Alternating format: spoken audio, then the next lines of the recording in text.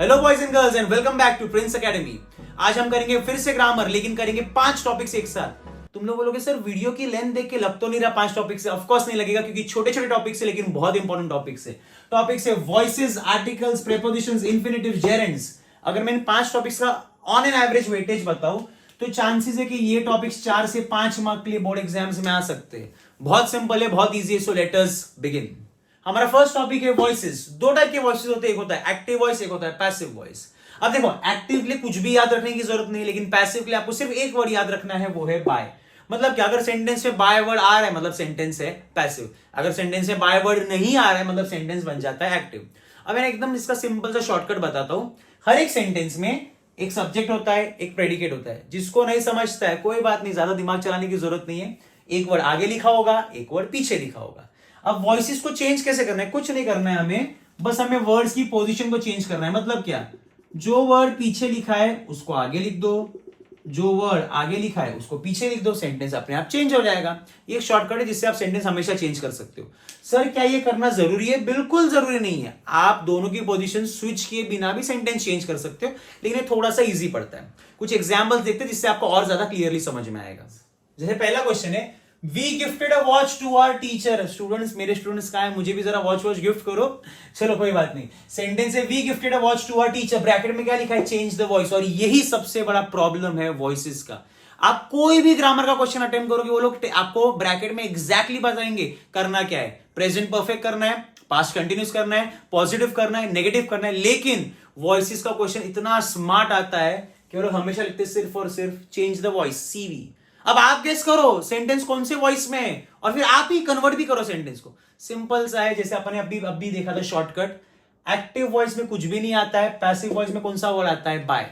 तो पहला सेंटेंस देखो, क्या आपको कहीं पर भी बाय वर्ड दिख रहा है क्या? नहीं, मतलब सेंटेंस है एक्टिव, और अपने को एक्टिव से कहां पर सेंटेंस को चेंज करना है? पैसिव। तो इन शॉर्ट पैसिव में कौन सा वर्ड आना चाहिए? बाय। मतलब अपने आंसर में भी क्या आना चाहिए? बाय। तो फॉर एग्जाम्पल सेंटेंस है we gifted a watch to our teacher. Shortcut याद है ना, पीछे वाले वर्ड को आगे लिख दो, आगे वाले वर्ड को पीछे लिख दो। तो मैं पीछे से स्टार्ट करता हूं। आर टीचर वॉज गिफ्टेड, क्या गिफ्ट किया है? A watch. Our teacher was gifted a watch by, important है बाय अस। अब देखो, तुम लोग बोलोगे सर कहां आपने आगे से पीछे, पीछे से आगे? एकदम सिंपल है। देखो, आर टीचर लास्ट में लिखा था, मैंने आर टीचर को स्टार्टिंग में लिखा। स्टार्टिंग में लिखा था वी, मैंने लास्ट में क्या लिखा? अस। सर वी और अस अलग अलग है? नहीं, वी मतलब हमारी बात हो रही है, अस मतलब भी हमारी ही बात हो रही है। बरोबर। तो हमने क्या किया? दोनों एक्सट्रीम पोजीशंस को एक्सचेंज किया। बाय वर्ड यूज किया, ऑटोमेटिकली सेंटेंस क्या हो गया? चेंज। नहीं समझ में आया? कोई बात नहीं, सेकंड क्वेश्चन समझ में आएगा। सेकंड क्वेश्चन क्या है?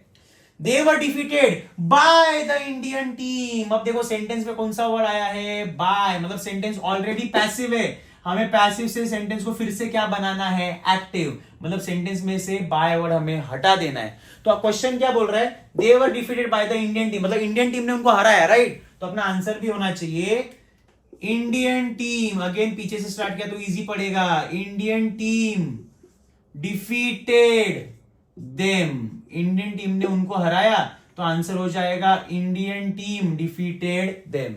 Easy. The next question is she did not invite me for her birthday party.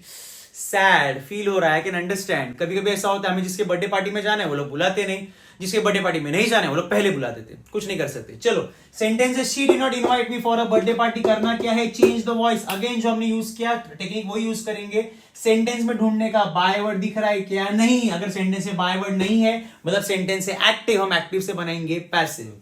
तो क्वेश्चन था she did not invite me for her birthday party. Answer होना चाहिए I was not invited by, important है by her for her birthday party. मतलब उसने मुझे invite नहीं किया। ठीक है। अब देखो, 3 ही क्वेश्चंस में सिखा रहा हूं वॉइसेस के।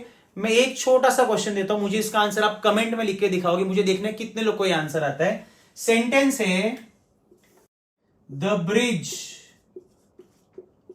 वॉज कंस्ट्रक्टेड, और अगेन ब्रैकेट में लिखा है चेंज द वॉइस। मुझे देखना है कितने लोग इसका आंसर लिख सकते हो, तो कमेंट करके इस क्वेश्चन का आंसर बताओ। क्वेश्चन है the bridge was constructed. Let's see in the comments. The next 2 topics are very very easy. एक है आर्टिकल्स, एक है प्रेपोजिशंस। तुम लोग बोलोगे सर यार कहां आर्टिकल्स और प्रेपोजिशंस पढ़ा रहे हो, बोर्ड एग्जाम में आता है बॉस, वो भी 2 मार्क का कंपलसरी, बहुत सिंपल बहुत इजी, फटक से उड़ाएंगे। आर्टिकल्स में है अ एंड द, बस ये 3 ही आर्टिकल्स है, कुछ नहीं आएगा, एकदम सिंपल सा क्वेश्चन आएगा, फिल इन द ब्लैंक्स का, और बोलेंगे fill in the blanks using appropriate articles. और कितने आर्टिकल्स होते हैं, सिर्फ और सिर्फ 3, अ एंड द। पहला सेंटेंस आप लोगों ने 1000 बार सुना रहेगा, dash apple dash day keeps dash doctor away. Answer होना चाहिए an apple a day keeps the doctor away. Second one, she called him to meet near the dash garden of dash society. उसने लड़के को मिलने बुलाया, boys याद रखना, बुलाती है मगर जाने का नहीं, याद है ना।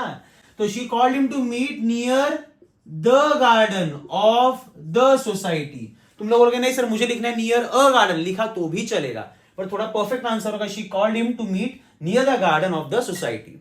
अब जैसे आर्टिकल्स किया है वैसे सिमिलरली है प्रेपोजिशंस। आर्टिकल्स तो सिर्फ 3 थे, प्रेपोजिशंस थोड़े से ज्यादा है, under, over, below, above, near, adjacent, opposite, besides, between, in, on, at. अब अगेन इसमें से आपको जो चाहिए आप आर्टिकल यूज कर सकते हो सेंटेंस में, लेकिन थोड़ा सा ध्यान से यूज करना है, सूटेबल होना चाहिए सेंटेंस के लिए। फॉर एग्जाम्पल पहला क्वेश्चन है Rahul met Rani dash the school dash the hall. अब अगर कोई स्टूडेंट बोलेगा sir Rahul met Rani under the school, नहीं चलेगा। Rahul met Rani over the school, ये भी नहीं चलेगा, ये थोड़ा सूटेबल नहीं है। सर हमारे स्कूल के नीचे बेसमेंट है, तो भी नहीं मिलने का। सर हमारे स्कूल का टेरिस है, तो भी ओवर द स्कूल नहीं लिख सकते, थोड़ा सा लॉजिकल आंसर चाहिए। तो हम कैसे लिखेंगे, हम लिख सकते हैं Rahul met Rani near the school dash the hall में मैं लिख सकता हूं ऑपोजिट द हॉल। तुम लोग बोलोगे नहीं सर मुझे लिखना है Rahul met Rani in the school at the hall, चलेगा। Rahul met Rani beside the school at the hall, ये भी चलेगा। अगेन आपकी मर्जी, आपको प्रेपोजिशन की लिस्ट में से जो सुटेबल लगता है आप यूज कर सकते हो। Second one, they went to attend the wedding dash the hall dash the banquet. They went to attend the wedding near the hall. चलो एक बार ऊपर नियर यूज करते तो दूसरा प्रेपोजिशन यूज करते, they went to attend the wedding in the hall at the banquet. बरोबर। अगेन जैसा मैंने बोला आपको जो चाहिए प्रेपोजिशन में यूज कर सकते हो। नेक्स्ट दो टॉपिक भी बहुत सिंपल और बहुत इजी है, एक है इंफिनिटिव्स एक है जेरेंड्स, दोनों एक दूसरे के हैं ऑपोजिट्स, ध्यान से देखना। इंफिनिटिव्स क्या बोलते हैं, इंफिनिटिव्स बोलता है आपको टू यूज करना है और वर्ड में लिखे आईएनजी को कैंसिल करना है। सर मतलब समझ में नहीं है। फॉर एग्जाम्पल अगर वर्ड है स्लीपिंग, उसको बनाने का टू स्लीप, देखो हमने आईएनजी कैंसिल किया और वर्ड के आगे क्या लगा दिया, टू। सेम रनिंग की जगह हम लिखेंगे टू रन। अब जेरेंड्स क्या बोलता है, एक मिनट, जो इंफिनिटिव्स कर रहे इसका उल्टा कर दो मेरे पास। जेरेंड्स क्या बोलता है, जेरेंड बोलता है आईएनजी यूज करो और टू को कैंसिल करो। मतलब क्या, अगर वर्ड है टू ईट वो बन जाएगा ईटिंग, अगर वर्ड है टू सिलेक्ट वो बन जाएगा सिलेक्टिंग। अब प्रॉब्लम है कि एग्जाम में खाली वर्ड्स नहीं आते, एग्जाम में आता है सेंटेंस, पर सेंटेंस सॉल्व करना भी बहुत इजी है। फॉर एग्जाम्पल सेंटेंस है they met for selecting the new location, और बोला क्या रहेगा, सपोज उन्होंने ब्रैकेट में बोला रहेगा मेक इट इंफिनिटिव या यूज द इंफिनिटिव फॉर्म, ऐसा बोला रहेगा। अब उन्होंने आपको अंडरलाइन करके नहीं दिया कि किस वर्ड का इंफिनिटिव फॉर्म करना है, आपको थोड़ा सा दिमाग चलाने का है।